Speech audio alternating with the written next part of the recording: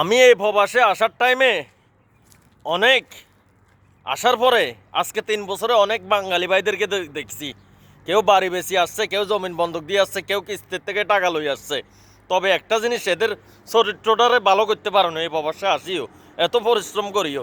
তো ভাই আপনাদেরকে আমি বলতেছি, আপনারা যারা বাড়ি বন্ধক দিয়ে জমিন বন্ধক দিয়ে আইরে এদেশে আইরে ফুডাঙ্গি করতেছেন, আমার বাড়িতে এসা আছে তেসা আছে, এগুলা না কইরা সুন্দর করে টাকা পয়সা কামান।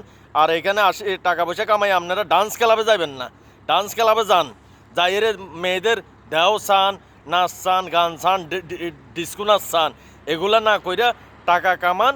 এক সময় এসব মেয়েরা না, এসব মেয়েরার মা পর্যন্ত আপনাদের পিছে ঘুরবো বাংলাদেশে গেলে। কারণ জানেননি, টাকা না থাকলে দুনিয়াতে কোনো মূল্য নাই। এ প্রবাসে আইসি কী জন্য জানেন? টাকার জন্য। টাকায় যদি আমরা এ প্রবাসে আসি নষ্ট করি, তাহলে এ প্রবাসে আসি আর লাভ কী হইলো বলেন? ধন্যবাদ। যদি ভালো লাগে শেয়ার করতে ভুলবেন না।